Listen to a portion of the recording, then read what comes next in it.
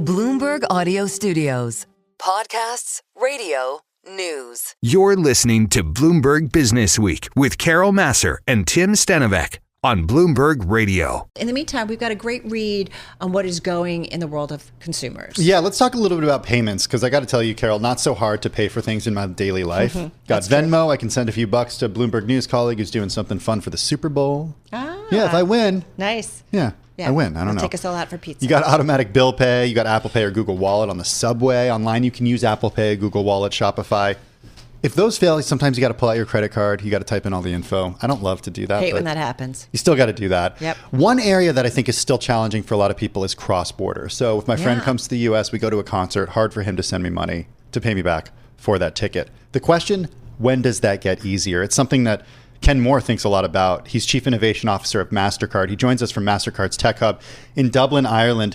Ken, hearing, as I was preparing for this and we were talking about this, it's not that hard to part with money these days. Companies have made it very easy. But where do you see the big challenges that still remain in 2025? Well, first of all, Carol, Tim, thank you for having me on the show. And Tim, thank you for really helping prop up the world of payments with all that. Yeah, it's not so great. Well, it is. It depends on your perspective. I mean, for us, Tim, it's really like when people think about Mastercard, they sometimes think about us as a cards company. You described us there as a cards company.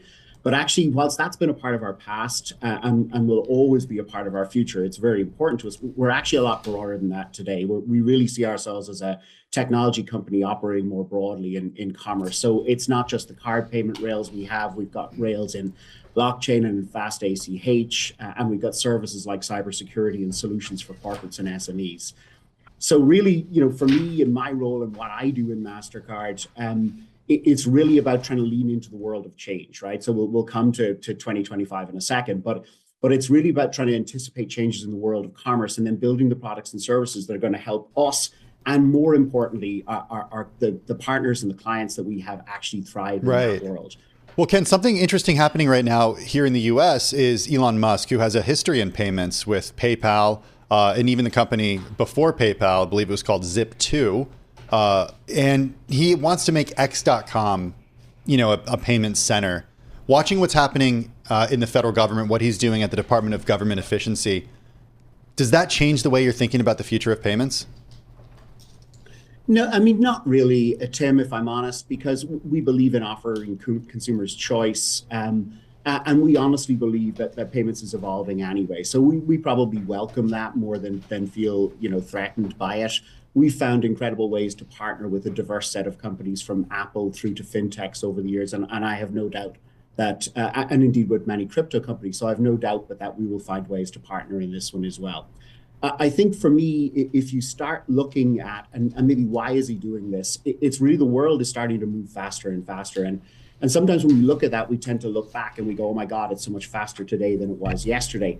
But really, we all know change is exponential. It's going to be faster again tomorrow. And if research tells us that by 2040, when we look outside our window, the world is going to be moving 4 times faster. So if you extrapolate back and you bring it to something that's a bit more, reasonable, so 2030, 5 years from now, it's going to be about 1.5 or twice as fast as it is today. And that's an awful lot of change. And that gives us some real kind of challenges, but also some opportunities in payments. And that's really why we wanted to lean in, because our clients don't just buy a product or service from us today. They buy a partner that's willing to invest ahead of them and partner with them to kind of help them realize those changes in the right way, because they know we care about the same things that they care about. And that's going to be true for Elon and his company as well. So that pace of change is really going to accelerate, not just in crypto, but much more broadly across a whole bunch of different of trends. Hey, Ken, one thing I do want to ask you, and just playing off of Elon Musk, and we've spent a lot of time today and certainly over the last few weeks about his involvement in the U.S. government and access to a lot across various departments. And you do wonder about, what he's learning, what it means to kind of have that inside position. And do you feel like that potentially puts a company like yourself, whether it comes to fintech innovation or payments and so on and so forth, that his initiatives could have an advantage over what you guys might be doing? No, I have to be honest, we don't really think about that, Carol and Tim.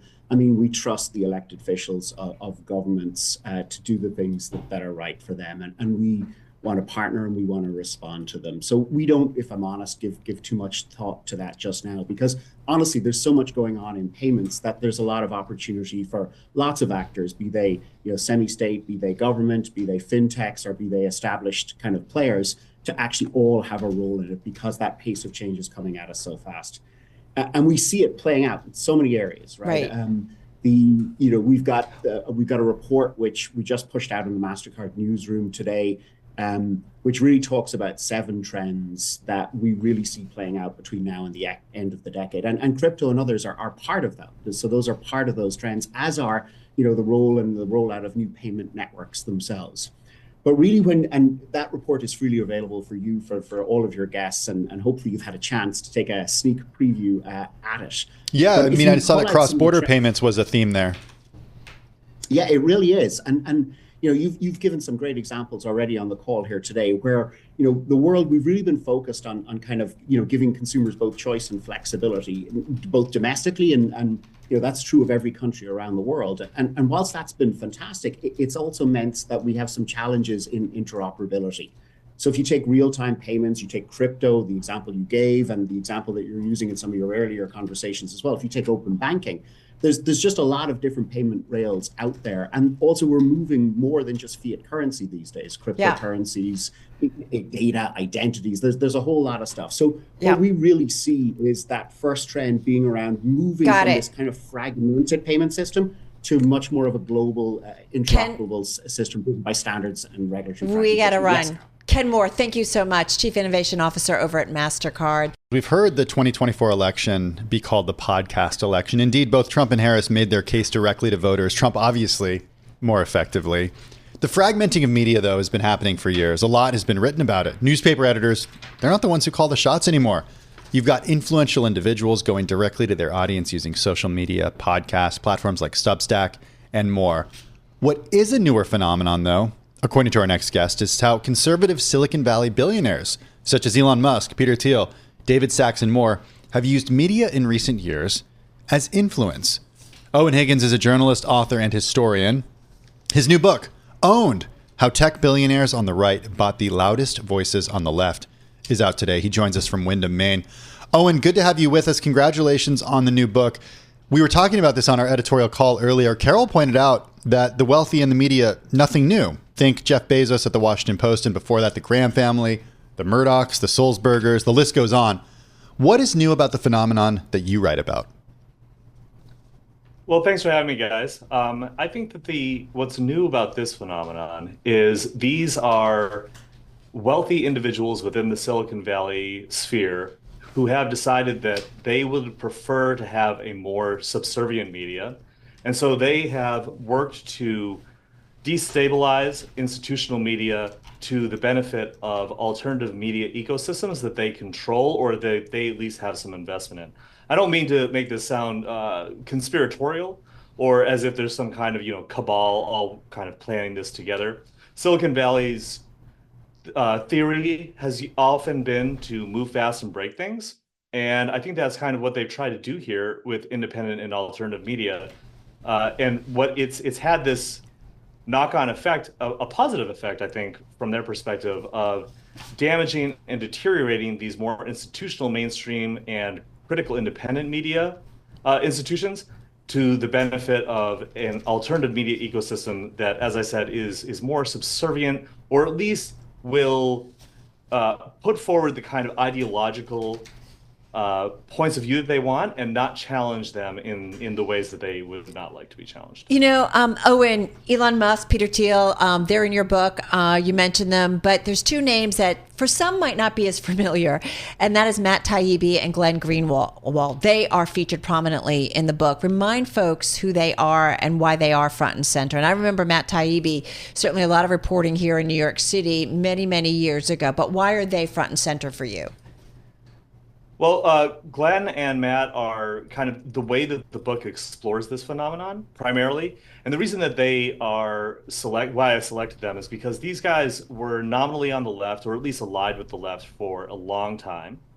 and they have moved to the right in kind of tandem with them working with these alternative media companies that have been invested in and supported by these Silicon Valley billionaires. So I thought that it would be a good way to explore that shift to pick these two guys. And of course, I didn't just pick two random left-wing or left-aligned journalists. These are pretty prominent individuals. Glenn Greenwald was the journalist who Edward Snowden contacted when he first wanted to reveal what the NSA spying scandal.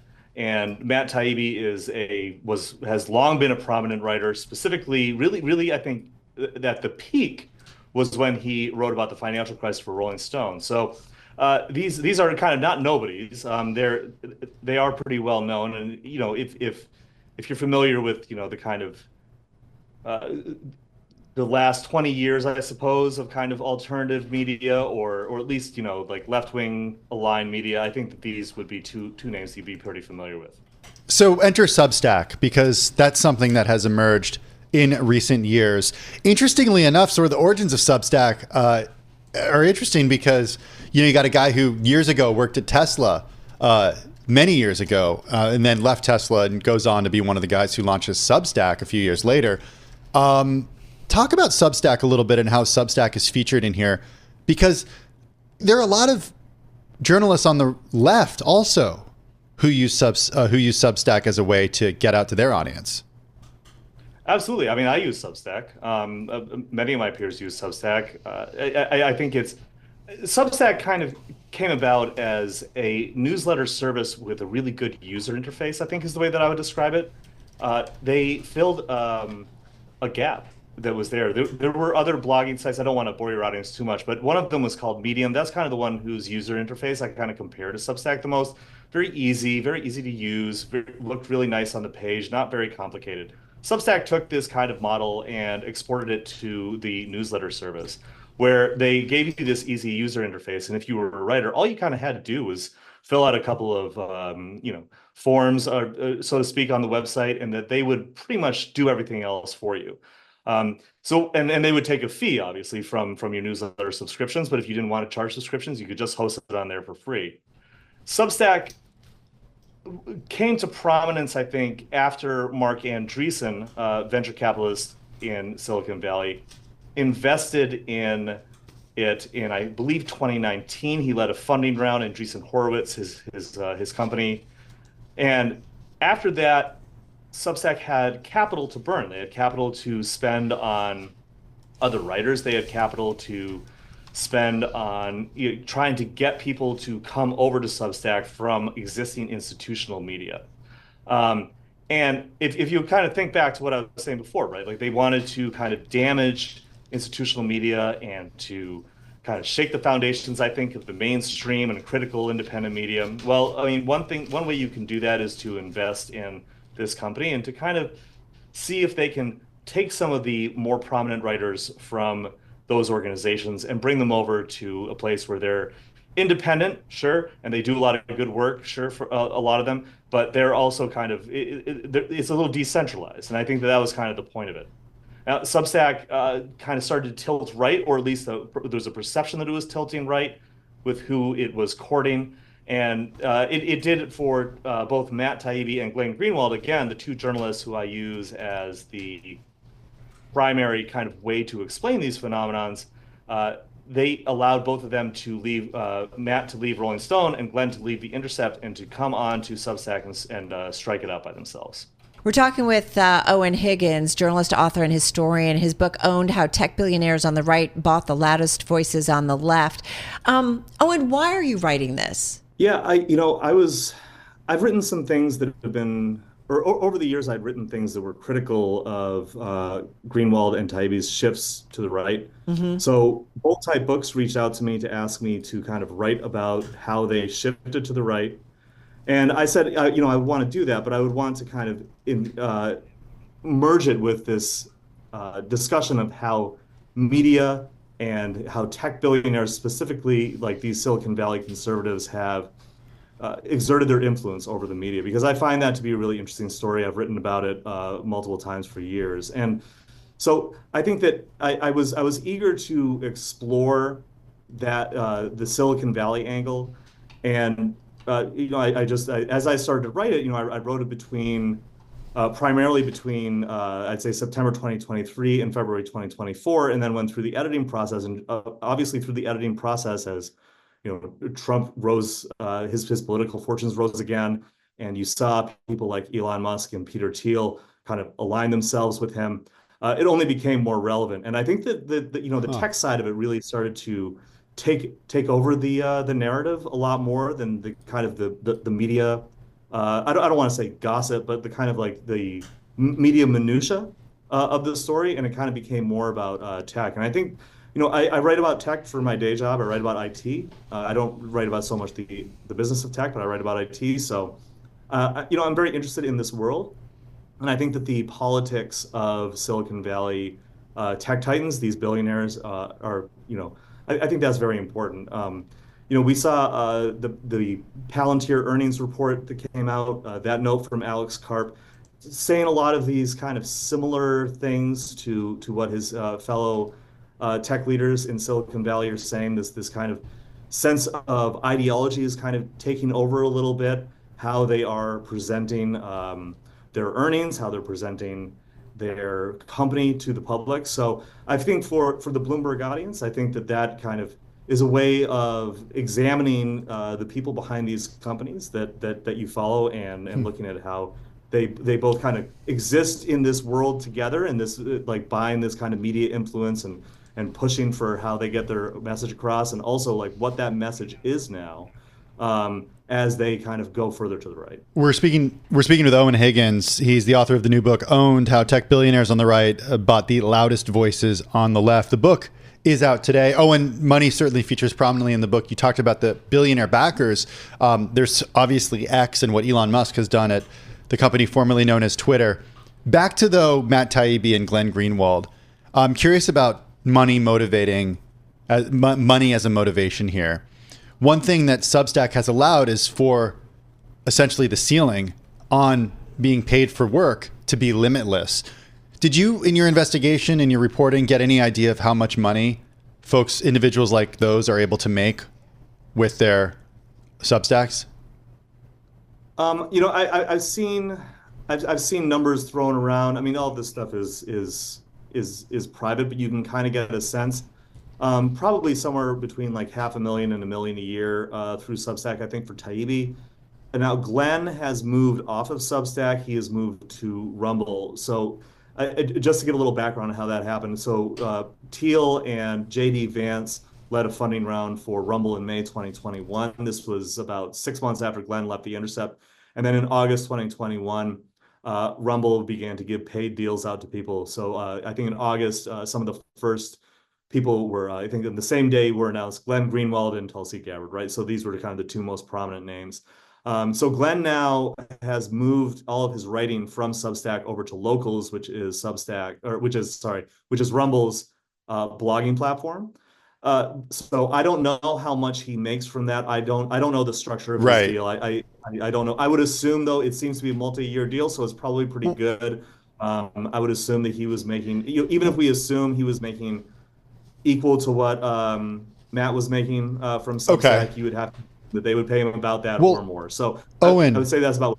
I want to make sure we only have a few more minutes, so I want to make sure we get in as much as we can. What would you say to someone who's listening or watching right now who says, wait a second, we need this on the right as an antidote to what's happened on the left with the rise of the media being associated with the left? There are a lot of people out there who would say the media is liberal, so there needs to be sort of an antidote there. How would you respond? Yeah, I mean, assuming that I would agree with that, or at least like not contest it, that the media is liberal or on the left, I would say that I don't have a problem with conservative media existing. I think that's fine. I think that there's a place for any kind of discourse, I think there's a place for right and left discourse in a democracy, certainly. What I'm trying to bring attention to here is the kind of decentralization of media and what that means for professional ethics and how newsrooms are run or not run in the case of people who strike off on their own. Again, this is fine. Most of my career, I've been a freelance journalist. I've been independent. I'm certainly not. I think, Owen, I want to jump in on that because we've only got a couple of minutes left here. I think that is an interesting point. I think a bunch of us have grown up in a world of journalism where there were layers over us and we wrote something and there were editors. And I mean, I can't tell you how many times I would have like a 2-minute piece that went on TV and how many people looked at it and rewrote it and like, you were questioned. And I do wonder about the layers. And so the idea of something being news and factually checked multiple times versus just someone putting something out, there are distinctions to be had in an environment when news was very clear what news was, and now news is used to denote a wide range of different things, whether it's on social media or in kind of traditional linear broadcast or even in print. Yeah, I agree with you, and I think that the industry right now is kind of going through growing pains, if that's the appropriate way to put it, where you have a lot of independent people kind of doing their own thing, and some are not doing it with all of those layers, and they're not they're not succeeding, right? But some people are succeeding. They are managing to do good reporting. They are managing to do good, opinion punditry, etc. So but I think that the decentralization of media, which again, I don't think is necessarily like a bad thing on the face of it. Yeah. But I think that all of that is kind of all of it's kind of moving together to change the way that media has worked. Now, personally, having worked in both, like I prefer having the layers of control. I like having like hard fact check, hard copy edit. Absolutely. Got it. So I think that there's just I think media is changing, and I think that a lot of times especially when it comes to print, right? Owen, it's kind of hard to know like where we're going with it. Owen, we got to run. We got to run. Eoin Higgins, his new book, Owned: How Tech Billionaires on the Right Bought the Loudest Voices on the Left.